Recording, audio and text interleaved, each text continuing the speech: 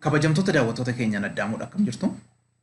Har'as egaa akkuma waliin baraa turre Photoshop keenya irratti loogoo bareeduun kun akkamitti akka hojjetamte waliin ilaallachuudha. Haaluma salphaan daqiiqaa muraasa fayyadameen akkamitti akka kun hojjetamte sin agarsiisa. Kan isinirraa eegamu YouTube keenya subscribe gochuudhaan nu hordofuu qofadha jechuudha. Innis fuula haaraa banuudhaan jalqabna new file jennaani. New file akkuma jenneeni peejiin irratti hojjennu filannoo garaa garaatiin nu dhiyaata jechuudha. Isaan kana keessaa kan barbaadan filattanii itti hojjechuu dandeessu. Ishee jalqabaarra jirtu kana yoo filadhe background asii adii irratti hojjechuu dandeessu. Garuu har'aa fi background xiqqoo ishee damsas jedhu irratti hojjenna. Eega filannee booda okay jennaani. Kanaa booda gara text keenyaa dhufna. Text keenyaa dhufne horizontal text file kan jedhu kana filanneeti.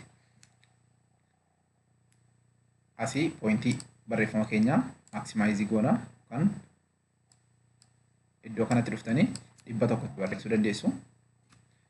100 barreessitu. Iddoon kun sharpidha. Iddoon kun backgroundiin barreeffamichi adii akka ta'e mirkaneeffachiisee jira. Yoo adii miti ta'e iddoo kana kilik gootanii adii filachuu dandeessu jechuudha. Then kan iddoo kana dhufne iddoo ta'e tokkotti kilik goona. Gaafa kilik goonu akka barreessinuuf ayyaamamaa ta'uusaa barreeffama fiduu nu agarsiisa jechuudha. Kanan barreessu na duukaa barreessaa mallattoo qubee H barreessa. Qubee H ergan barreessee booda qubee H kana leerii keessan jala dhaquudhaan H keessan restore gootu. Then restore gaggoone booda gara move toolitti deebineeti. Move toolitti deebineeti H keenya gara sentiriitti gadi finna jechuudha. Gara sentiriitti eega gadi finnee booda ammas gara text deebi'uudhaan text goona. Amma immoo harri barreessina jechuudha. Harri keenyas akkuma jechuudha restore goona jechuudha. Ammas gara move toolitti deebi'uudhaan harri keenya finne H rakkeetti eega keenya booda pen toolii keenya bira dhaquudhaan gara iddoo kanaa dhufuudhaan sarara kaasnaa. Sarara qajeelaa tokko eega kaasnee booda gara iddoo kanaa dhufuudhaan fiil kan jettu kana ofii goona. Mallattoo kana tuquudhaan strookii bira dhannee garuu diimaa filannaaf. Diimaa eega filannee booda poointii strookii kanaa xiqqoo guddisnaa saayizii isaa. Akkuma argaa jirtan amma kana eega guddatee booda move toolitti deebi'uudhaan faayilicha bira dhannee sheepii keenya restore goona. Restore eega goonee booda gara toora lamaffaa kanarra quick selection tool kan jettu kana filanneeti asii shape irratti click ta'uu isaan dagatina. Double click goona. Double click gaafa goonu shape amma nuyi kaafne kana guutummaa guututti nuu filate argina. Then keyboard keessan irraa gara R tti gadi bu'uudhaan al takka delete button gadi qabna. Ammas H keenyatti gadi bu'uudhaan delete button gadi qabna. Delete button gaafa gadi qabnu kuteera jechuudha. Kana booda selection sana balleessuudhaaf control D goona. Control D eega goone booda shape amma kaafne kana goone qabne delete keessatti gadi dhiibna jechuudha. Gara move toolii keenyaatti deebi'uudhaan ammas gara gadiitti gadi buune ellipse keenya kaafna. Toolii ellipse jettu kana eega filannee booda tarree kanatti ol deebinee akkuma silaadha. Pass tool kan jedhu kana dhiisneeti gara shapeetti deebisna jechuudha. Eega deebisnee booda gara iddoo kanaa dhufne sentirii qubee kana lamaanii ilaalleeti shift keenya gadi qabuudhaan zero dhugaa kaafna jechuudha. Zero eega kaafne booda iddoo kana fill bakka jettu sana click gooneeti fill kan jedhu kana ishee kanarraa fill jechuudha. Deselect gaafa goonu hin bada jechuudha. Garuu gara strookii sana fuuldura dhanneeti strookii immoo adii fill jechuudha. Adii eega fille booda pointii strookiidha. Haga ta'e dabalaa deemna. Haga kana eega kaasne booda ammas akkuma baratame shape kana restore goona jechuudha. Restore eega goone booda kallattiidhumaan gara pen toolitti gadi buuna. Pen tool kan jettu kun jirti. Ishee bira dhanneeti exact dogoggora malee kaasuudhaaf control plus gootaniiti zoom gootu. Zoom eega gootanii booda gara iddoo kana dhufne exact point irratti eeggannoodhaan click goone drag goone argina jechuudha. Iddoo kanatti al takka click goone ol deemnee H keenya irratti haala kanaan click goone bakka jalqaba irraa kaane irratti deebineeti keyboard keenya irraa alt gadi qabuudhaan click goona haala kanaan finna jechuudha. Haala kanaan eega finnee booda gara iddoo kanaa dhufne shape keenya restore goona. Then gara move toolitti deebineet pointitti wal qixxeessina olii gadi buutuudhaan yoo dogoggorri jiraate dogoggora keenya akka nu dhufuuf haala kanaan exact point irra keenya jechuudha.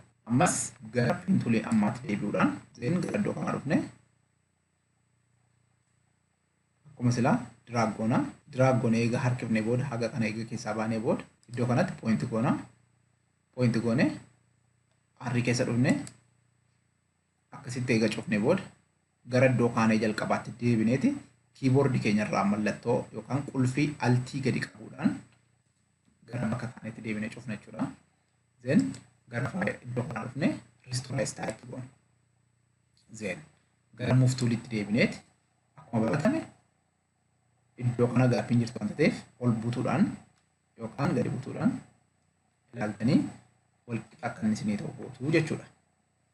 Then amma zoomii keenya xiqqeessuudhaan sheepiiwwaniin isaa H irra jiru waan ta'eef kontiroolii keessan fayyadamtanii sheepiiwwanii fi H addanaa filachuudhaan iddoo tokkotti qabdanii merji gootu.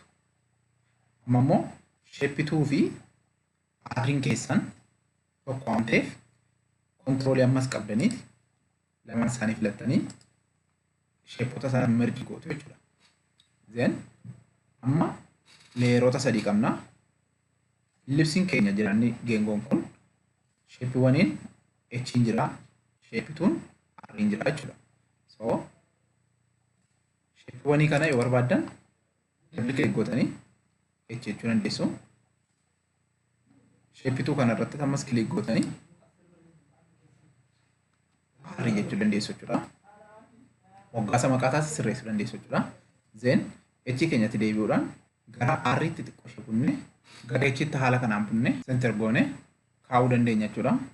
Stepni itti aanee jiru diimaa addanaa filanneeti. Okay, eega jettanii booda as iddoo kana tuulii keessaa paint packet tool kan jettu kana eega filattanii booda asii H filattan H kanarratti click gootu. H akkuma click gootaniin H'n guutummaa guutuutti diimaa isinii ta'e jechuudha. Asiis R click gootanii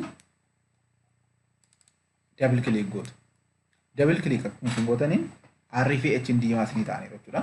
Gara iddoo kanaa dhufneeti quick selection toolii kana filanneeti asii H irratti click godhachuudhaan H keenya click goona. Then H keenya eega click goonee booda H keenya guutummaa guutuutti nu filata jechuudha.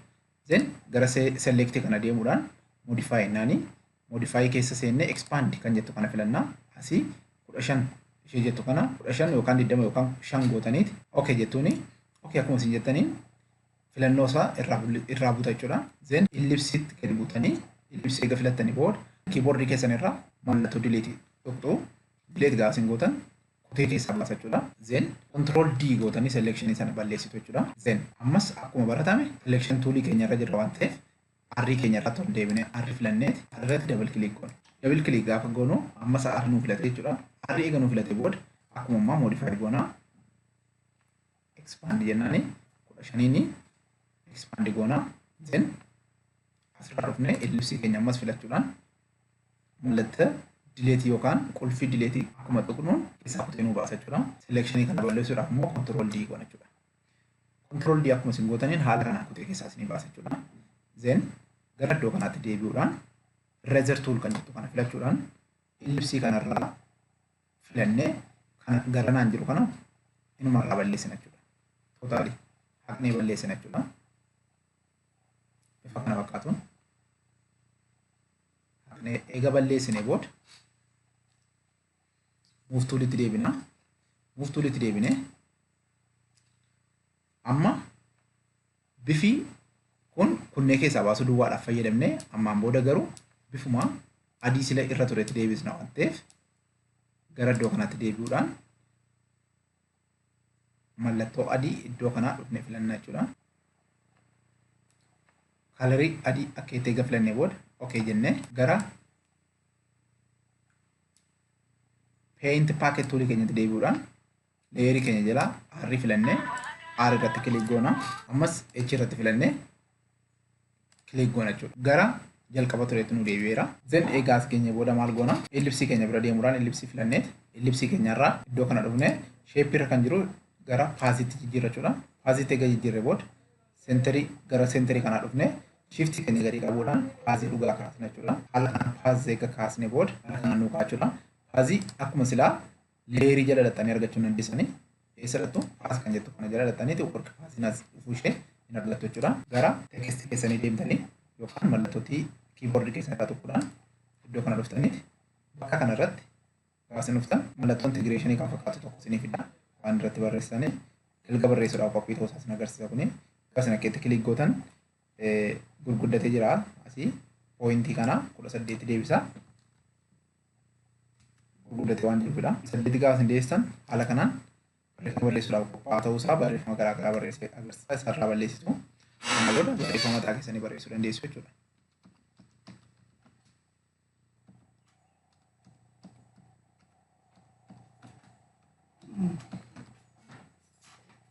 Sirreessuudhaaf maal gootu gara iddoo kana dhuftaniiti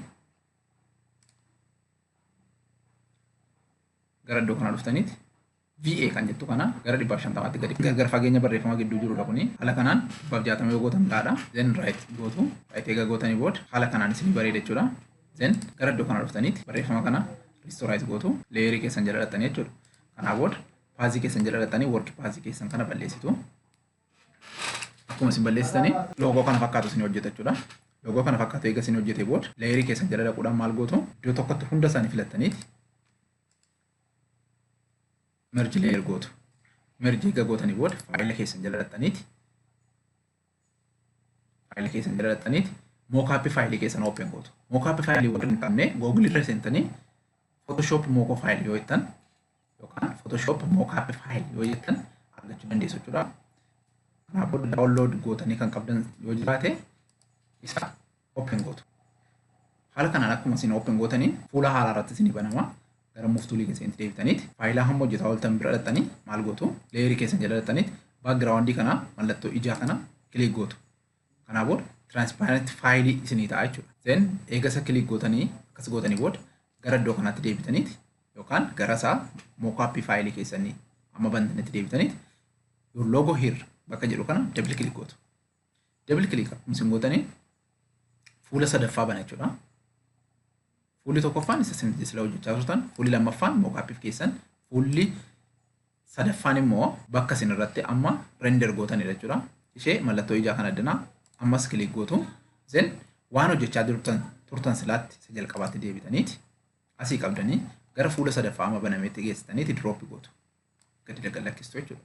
Then eega gallakkistanii booda shift keessan fayyadamuudhaan keyboard keessan irra shift fayyadamuudhaan zoom isaa hin guddistu ummanni dhufee wal isin qixxaatu jechuudha. Haala kanaan zoom gootaniiti right gootuni right eega gootanii booda mallattoo x-tu gara jirti x sana keessaa baatu. Kana booda yesettuun akkuma isin yesettaniin render godhee isinii fixa jechuudha. Fuula lammaffaa irratti isinii kenna isa gaafa isin kilik gootan loogoo kana fakkaatu hojjeteera. Kanan gammaa isinii wajjin ture kan addaamuudha. Loogoo kanaa fi kan kana fakkaatan hedduu yuutuubii keenya jalaa argachuudhaaf yuutuubii keenya addaamuu caalaa jedhu subscribe godhaa.